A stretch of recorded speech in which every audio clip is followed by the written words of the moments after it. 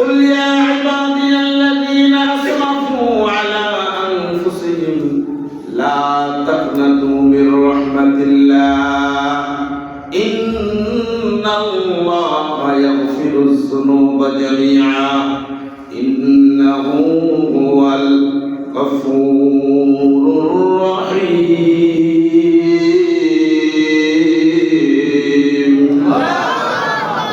الله يبارك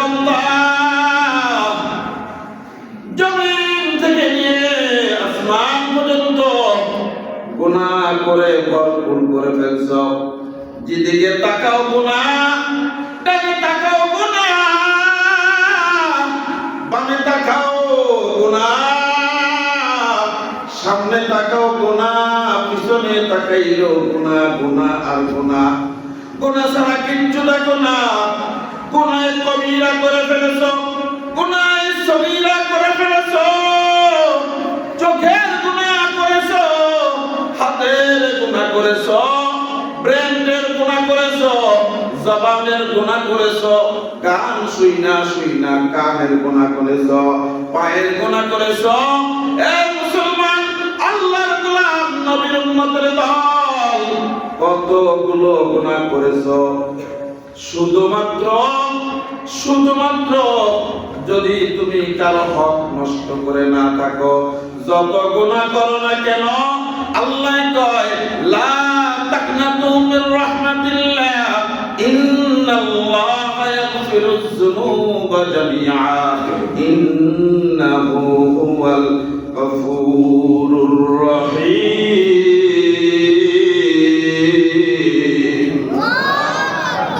আমি হলাম দয়ালু ক্ষমাশীল মাফ করনেওয়ালা।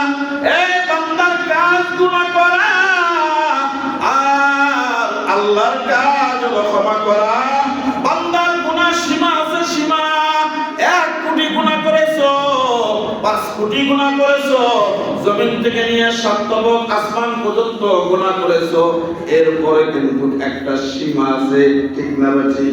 আল্লাহ কয় বান্দা তোর গুনার সীমা আছে, গুনাহ যে করছো তার সীমাবদ্ধতা আছে। আমার আল্লাহর রহমতের সীমাবদ্ধতা নাই। আল্লাহু আকবার বলেন না? আল্লাহু আকবার।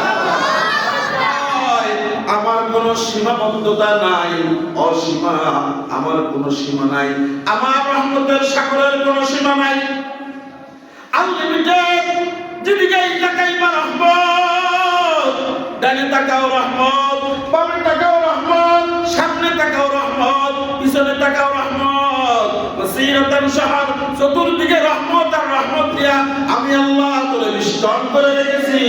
এই রহমতের কোনো সীমা রেখা নাই রে বান্দা। একবার ফিরে আয়, আমি আল্লাহ আমার কুদরতি কোলে উঠায়া নেব।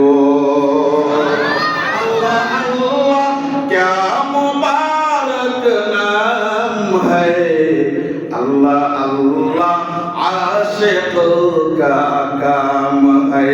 अल्लाह अल्लाह तू मेरा माबूद है, अल्लाह अल्लाह तू मेरा माशूक है, अल्लाह अल्लाह तू मेरा रज़्ज़ाक़ है, अल्लाह अल्लाह तू मेरा रहमत है। ठीक ना बेटी? আল্লাহর বান্দা কত বান্দা গুনাহ করেছে। এই নসুহার মতো মানুষ 12 বছর জিনার গুনাহে লিপ্ত ছিল। কেমন জিনা, কেমন জিনা! যদি কোনো ব্যক্তি দৈহিক জিনায় আবদ্ধ হয়ে যায়, যে গুনাহ হবে তার চেয়ে বেশি গুনাহ হলো। রাসূল বলেন ক্বালান নবিয়্যু সাল্লাল্লাহু আলাইহি ওয়াসাল্লাম, রাসূল বলতেছেন জিনা আইনিন নজর, জিনা আইনিন নজর, চোখের জিনা হলো সবচেয়ে মানুষের জন্য বড় জিনা। সে নারী হোক বা পুরুষ হোক, মহিলা হোক বা পুরুষ হোক, যেই হোক না কেন, চোখের গুনাহটা হলো সবচেয়ে বড় গুনাহ। কেমন গুনাহ রে বাজান, কেমন গুনাহ! চোখের হেফাজত, জবানের হেফাজত, নফসের হেফাজত। কঠিন না দুর্বল? এই তিনটা জিনিস কঠিন না দুর্বল? ঘুমাই খুবই কঠিন। কেমন কঠিন? চোখের নজরের হেফাজত করা মারাত্মক কঠিন। যদি বাদাম তুমি নজরের হেফাজত করতে পারো, আল্লাহ কয় দুনিয়াতে 1 নাম্বার পুরস্কার নজরের হেফাজত করছো তো নজরের তোমার চোখের জুটি আমি আল্লাহ বাড়ায়া দেব। এটা 1 নাম্বার পুরস্কার। দ্বিতীয় নাম্বার পুরস্কারটা হলো যদি বান্দা তুমি নজরের হেফাজত করতে পারো, আমি আল্লাহ তোর জন্য জান্নাতুল ফিরদাউস রেখে দিয়েছি। 3 নাম্বার পুরস্কার দুনিয়াতে পাইবা। এই 3 নাম্বার পুরস্কারটা হলো, এই বান্দা যদি তুমি নজরের হেফাজত করো তাহলে তোর দেহের শক্তিটা আমি আল্লাহ আরো বাড়ায়া দেব। আর 4 নাম্বার পুরস্কার হলো আখিরাতের পুরস্কার। কি পুরস্কার? ভাই একটা পুরস্কার আমি আল্লাহ কমপক্ষে 70টা হুর দিয়া পুরস্কৃত করব। হুরে গেলমান जितने नियामत है तू, হুরে গেলমান जितने नियामत है तू, सबसे बेहतर नियामत दीदार तू। আল্লাহু আকবার। 12টি বছর জিনার গুনাহ করেছেন, চোখের জিনার গুনাহ। কেমন গুনাহ রে বাজান? রাজার মেয়ের দাসী নির্ধারণ হবে, রাজার মেয়ের দাসী নির্ধারণ করবেন। এজন্যই পুরা সুন্দরী সুন্দরী নারী দেশের থেকে নিয়ে এসেছে। সবাই দরখাস্ত করে অ্যাপ্লিকেশন করেছে, সবাই অ্যাপ্লিকেশন করেছে, দরখাস্ত করেছে, সবাই আবেদন জানাইছে, সমস্ত দরখাস্তগুলো নেওয়া হয়েছে। এবার রাজার মেয়ে বাছাই করবে, কাকে নিলে দাসী হিসেবে গ্রহণ করবে, কাকে কাকে গ্রহণ করবে বুঝতেছে, পাইতেছে না। খুঁজতে খুঁজতে খুঁজতে খুঁজতে রাজার মেয়ে পছন্দ হয়ে গেল। নসুহার মতো একজন ব্যক্তিকে পছন্দ হইল, এ হবে আমার দাসী। এমন চেহারা ছিল, লাবণ্যতা এত সুন্দর ছিল, চেহারা এত সৌন্দর্য ছিল যে অন্য যুবতী নারী পর্যন্ত ফেল। যুবক হয়ে আল্লাহ তাকে এত সুন্দর চেহারা দান করেছিলেন, এত সুন্দর চেহারা দান করেছিলেন। নারীর দলের মধ্যে, নারীর কাতারের মধ্যে দাঁড়িয়ে গেছে। মেয়েদের মতো, মেয়েদের চেয়েও আরো সুন্দর আকর্ষণ দেখা যায়। রাজার মেয়ে তাকেই পছন্দ করে ফেললেন, নিয়ে নিলেন, চলে গেলেন। এবার রাজার মেয়ের সব খেদমত গুলো করতেছেন। কেমন খেদমত করে? রাজার মেয়েকে গোসল করায় দেয়, তেল লাগায়া দেয়, রাজার মেয়ের জাগতিক খেদমত গুলো করতেছে। দীর্ঘদিন করতে করতে করতে করতে একটানা 12টি বছর টানা রাজার মেয়ের খেদমত করলো। পুরুষে একজন নারীর খেদমতের মধ্যে আবদ্ধ হয়ে গেল। একটানা 12 বছর খেদমত করার পর দীর্ঘদিন যখন হয়ে গেল, হঠাৎ করে শোনে রাজার মেয়ের গলার হার হারিয়ে গেছে। কি হারাইছে? গলার হার হারাইছে। তাহলে রাজার মেয়ের যদি গলার হার হারিয়ে থাকে, এটা সবচেয়ে সন্দেহমূলক কাকে হতে পারে? রাজার মেয়ের দাসী, যেহেতু কাছের মানুষ, সবচেয়ে কাছের, নিলে সেই নেব। কারণ রাজার মেয়ের তার কামরায় ঢুকতে হলে অনুমতি, দাসীর অনুমতি ছাড়া ঢুকতে পারবে না। ঠিক না? ঠিক। রাজার মেয়ে এখন দীর্ঘদিন ধরে খুঁজতেছে, এর কোনো সন্ধান পাওয়া যাচ্ছে না। না, কোনো সন্ধান নেই, নাই তো নাই, একবারেই নাই। এক পর্যায়ে রাজা এবার বলল, সমস্ত দাসীদেরকে অমুক ময়দানের মধ্যে দাঁড় করানো হবে, আর সমস্ত দাসীদেরকে লাইন করে কাতারবন্দি করে দাঁড় করাইয়া তাদেরকে চেক করা হবে। চেক করলেই পাওয়া যাবে হার কার কাছে আছে। এলান হয়ে গেল। তার মতো সমস্ত দাসীদেরকে বাইর করলেন। বাইর করার পরে সমস্ত দাসীগুলোকে ময়দানের মধ্যে কাতারবন্দি করে দাঁড় করাইয়া দিলেন। সবাই দাঁড়িয়ে গেল। দাঁড়ানো অবস্থায় এবার চেক শুরু হয়ে গেছে। প্রথম কাতার থেকে চেক করবেন, খাস ব্যক্তি, রাজার একজন খাস ব্যক্তি, সে চেক করবেন, মহিলা মানুষ চেক করতেছে, চেক করতেছে, চলছে চেক। প্রথম কাতার চেক হয়ে গেল, দ্বিতীয় কাতার চেক শুরু হয়ে গেছে। নসুহাত রাজার মেয়ের গলার হার তো নাই, কিন্তু চেক করতে গেলেই ধরা পড়ে যাবে যে সে পুরুষ। পুরুষ হয়ে মহিলা মানুষের 12 বছর খেদমতে ছিল। বলেন তো বাজান, কল্যাণটা থাকবে না যাবে? কল্যাণ থাকবে না যাবে? এই কল্যাণ থাকবে না, কল্যাণ চলে যাবে, এখন থেকে কল্যাণ আলাদা হয়ে যাবে। এই টেনশন সুহার দিলের ভিতরে টেনশন চলতেছে। আমি তো হার চুরি করি নাই, তবে আমি যে পুরুষ মানুষ হয়ে একজন নারীর 12 বছর খেদমত করলাম, এই দোষের কারণেই তো আমাকে হত্যা করে ফেলবে। এই চিন্তায় তার মাথায় এক পর্যায়ে চিন্তা চলতেছে, চেক এদিকে চলতেছে। প্রথম কাতার চেক হয়ে গেল, দ্বিতীয় কাতার চেক হয়ে গেল। নসুহা সর্বশেষ কাতারের মধ্যে পিছনের একজন ব্যক্তি তার সামনের মধ্যে দাঁড়িয়ে আছেন। চেক চলতেছে, চেক চলতেছে, চলছে, সমানে চেক চলছে। 7 নম্বর কাতার চেক হয়ে গেল, 8 নম্বর কাতার চেক চলতেছে, 9 নম্বর কাতারের মধ্যে আসবে। 8 নম্বর কাতার যখন শেষ হয়ে গেল, 9 নম্বর কাতারের চেক শুরু হয়ে গেছে। কিন্তু নসুহা চিন্তা করতেছে, আমি যদি এখানে তওবা করার কারণে চোখ দিয়ে পানি আনি, তাহলে তো মানুষ ভাববে যে মনে হয় আমি হাতটা চুরি করেছি। চোখ দিয়ে পানি আনতে পারতেছে না, কিন্তু মাথাটা জমিনের দিকে দিয়া আল্লাহর গোলাম আল্লাহকে ডাক দিয়া বলে, আল্লাহ, ও আসমানের মালিক, আমি তো হাত চুরি করি নাই, তবে যদি আমি যখন আমাকে চেক করবে, আমি পুরুষ হয়ে 12 বছর একজন নারীর খেদমতের মধ্যে ছিলাম।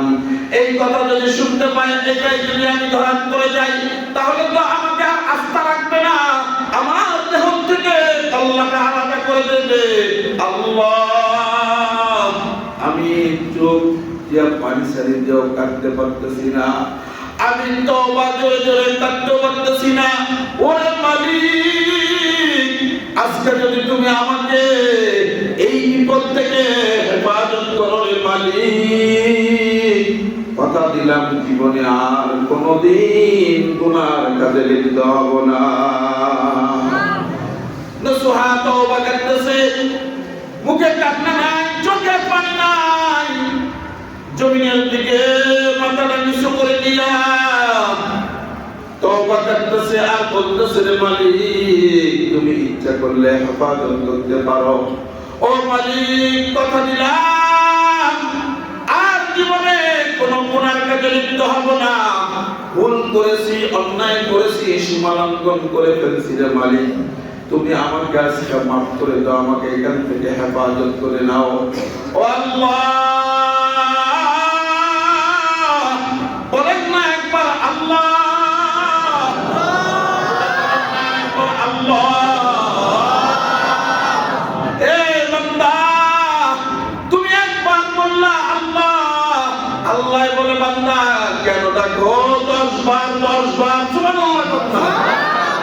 একবার বলছো আল্লাহ, আল্লাহ কয় বান্দা কেন ডাকলা, কেন ডাকলা? একবার আল্লাহকে স্মরণ করছো, আল্লাহ তোমাকে 10 বার স্মরণ করে। বান্দা কেন ডাকো, কেন বুলাও? কি সমস্যা করার জন্য? এ বান্দা, সুস্থতা চাও, অভাবে আছে তুমি সফলতা চাও, অনাটনে আছো, অভাব অনাটন যাচ্ছে না, বিপদ যায় না, কি চাও? সফলতা চাও, যাও আমি দিয়ে দেব। আল্লাহ কয়, যদি কোনো বান্দা আমার কাছে দোয়া না করে আমি আল্লাহ রাগান্বিত হয়ে যাই, আমি বান্দাকে দেওয়ার জন্য প্রস্তুত, বান্দা আমার কাছে যায় না, আমার খুব জিদ উঠে যায়, তখন আমার লানত তার উপর চলে আসে। ঠিক না? আল্লাহর কাছে চায় না, আল্লাহর কাছে চায় না, চাই দেয়া ওই ভণ্ডর কাছে, আর নিজের দাপট ক্ষমতা আমাকে আমি নিজেই চলি, কাজ করি, তাই খাই। না না না, তুমি কেমনে কাজ করো? আল্লাহ যদি তোমাকে সুস্থ না রাখে তাহলে তুমি কেমনে কাজ করবা? ঠিক না? যদি প্রমাণ করতে যাও, চলে যাও মেডিকেল এনামে যাও, যাও দেখো তোমার চেয়ে বডি আরো ভালো, অনেক বডি ফিটনেস, অনেক উঁচা লম্বা শক্তিশালী বান্দা ওই পেটের মধ্যে শুয়ে রয়েছে, মাসের পর মাস চলে যাচ্ছে, ওইটা যে ইস্তেঞ্জা করবে, পায়খানা পেশাব করবে, এই শক্তিটাও আল্লাহ তার দেহ থেকে হারিয়ে দিয়েছে। ঠিক না ভাই? এই শক্তিটাও আল্লাহ তার দেহ থেকে হারিয়ে দিয়েছেন। কারণ কি? কারণ কি? কারণ হলো আল্লাহ কয় সুস্থতা আমার কাছে, রিজিক আমার কাছে, গুনাহ চাইবা আমার কাছে, আর যদি বিপদে পড়ো, বিপদ থেকে উদ্ধার হইতে চাও আমার কাছে যাও, আমি আল্লাহ তোরে উদ্ধার করব। কেমনে করব? কিভাবে করব? কিভাবে করব? বান্দা তুমি নিজেও জানবা না। ঠিক না? নসুহা তওবা করতেছে, আর জমিনের দিকে মাথাটা নিচু করে দিয়ে আছে, চোখ দিয়েও পানি ফেলায় না। কাঁদলে মানুষ বলবে এই চুরি করেছে, এই জন্য চোখ দিয়েও পানি আসে না। ভিতর থেকে একা একাই ইখলাসের সহিত, ইস্তেকামতের সহিত তওবা করতেছে, আল্লাহর গোলাম তওবা করতেছে, চেক চলতেছে, 9 নম্বর কাতার চেক শেষ, শেষ 10 নম্বর কাতারটা শেষ। এই কাতার চেক করলেই পেয়ে যাবে এ যাহার নিয়েছে।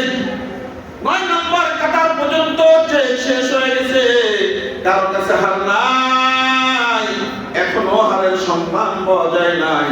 এবার 10 নম্বর কাতার চেক শুরু হয়ে গেছে, চেক চলতেছে, চেক চলতেছে, চেক করতেছে, করতে করতে করতে করতে এবার 3 জন ব্যক্তি আছে, নসুহার সামনের যে ব্যক্তি তাকেই চেক শুরু করে দিয়েছে। এই পর্যন্ত চেকের কোনো হারের সন্ধান পাওয়া যায় নাই। নসুহা বলতেছে, ওরে মালিক, এই ব্যক্তিকেই চেক শেষ হলে আমার চেক শুরু হবে, আমার শরীরের হাত দেওয়ার সঙ্গে সঙ্গে বুঝতে পারবে আমি পুরুষ না মহিলা। ঠিক না ঠিক? ও মালিক, চেক চলতেছে, শেষ।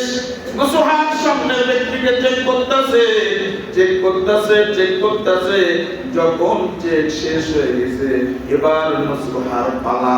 কার পালা? হে মুসলমান, আমার দিকে তাকান, একটু তাকান, দিলের দ্বারা কথাটা শুই না যান, কে বাঁচে আর কে মরে যায়।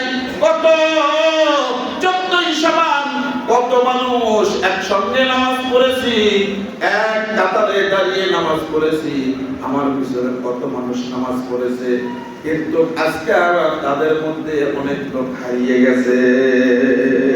এমন ভাবে হারিয়েছে রে বাজার, কোথায় গেল, কই গেল, কোনো খবর নাই। দেখো না, তোমার দাদার দিকে খেয়াল করে দেখো, তোমার বাবার বাবা, তোমার দাদা, তার বাবা, তোমার দাবই দুনিয়ায় ছিল, বিশাল সংসারের অধিকারী ছিল, বিশাল দেহের অধিকারী ছিল, অনেক শক্তিধর ছিল। আজকে তাদের কবরের মধ্যে প্রাণীগুলো ঘাস খায়, ঘাস খায়, পশু পাখিগুলো ঘাস খায়। ঠিক না ঠিক? তাদের কবরের কোনো অস্তিত্ব নাই। তোমার দাদার কবরের কোনো খবর নাই, তোমার বাবার কবরের চিহ্নটা আছে, কিন্তু গভীর রাতের মধ্যে একটু চিন্তা করে দেখ, যেই বিছানার মধ্যে তুমি ঘুমাও, যেই বিছানার মধ্যে তুমি ঘুমাও তোমার বিবিকে নিয়ে, তোমার সন্তানকে নিয়ে, ওই খাটটার মধ্যেই কিন্তু তোমার মা, তোমার বাবা ঘুমাইতো। এ মুসলমান, খাট আছে, মানুষের পরিবর্তন।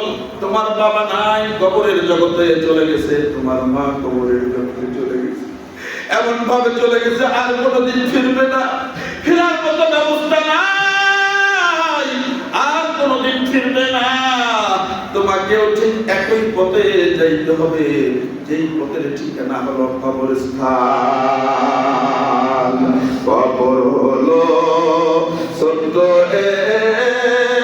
একটু মাটির ঘর, ওই কবরে থাকিতে হবে জনম ভর। মিনহা খালাকনাকুম ওয়া ফিহা নুঈদুকুম ওয়া মিনহা নুখরিজুকুম তারাতান উখরা।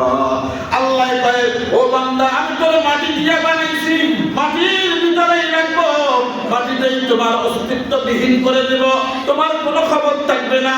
তোমার দাদার কবরটা খুলে দেখো তো, খুলে দেখো যে তোমার বাবা তোমার দাদা একটু হাড় পাওয়া যায় নাকি? যায়নি? পাওয়া যাবে। তোমার তালের কবরটা খুলে দেখো, একটু হাড় পাওয়া যাবে নাকি? গোস্ত তো পরের হিসাব, মাথার চুল তো পরের হিসাব, নখগুলো পরের হিসাব, একটু হাড় পাওয়া যাবে না? না না না, পাওয়া যাবে না। কারণ কি? কারণ হলো তোমার দাদা তোমার তালের ওই লাশটা মাটি খেয়ে ফেলেছে, মাটির মধ্যে অস্তিত্ববিহীন করে দিয়েছে, কোনো খবর নাই। যেদিন খবর হবে আল্লাহ তাআলা বলবেন তারাতান উখরা, ও কবরবাসী ওঠো।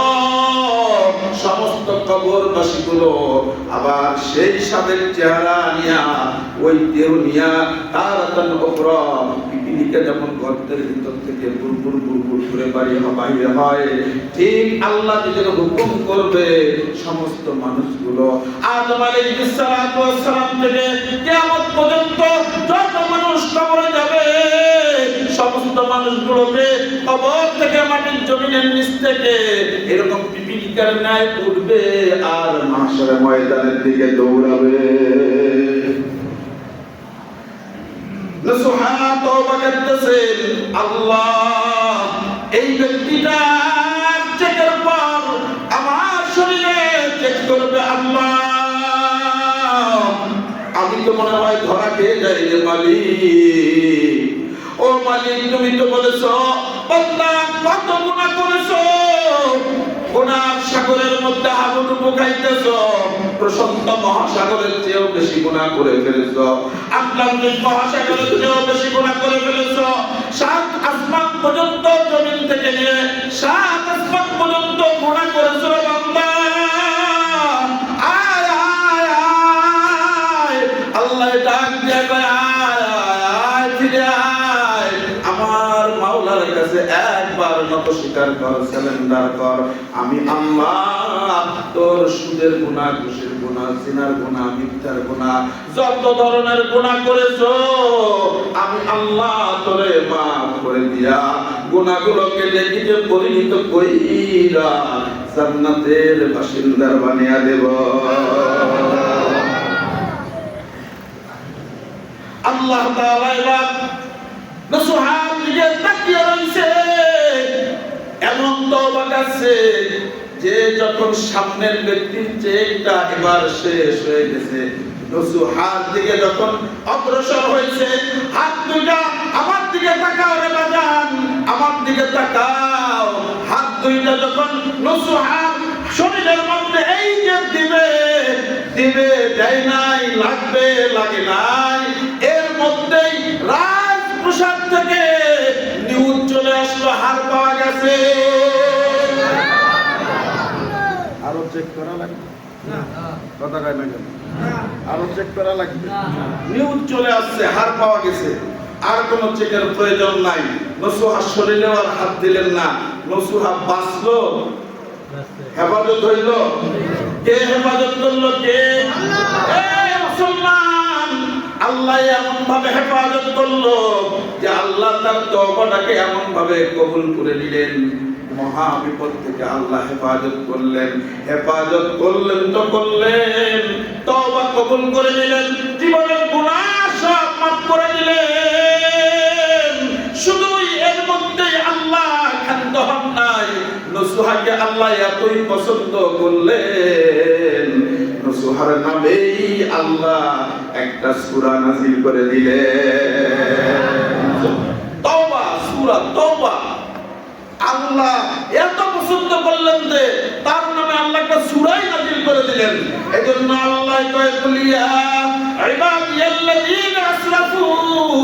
আলা আনফুসিহিম লা তাকনাতু মির রাহমাতিল্লাহ ইন্নাল্লাহা ইয়াগফিরুয যুনুবা জামিআ ইন্নাহু হুয়াল গফুরুর রহিম।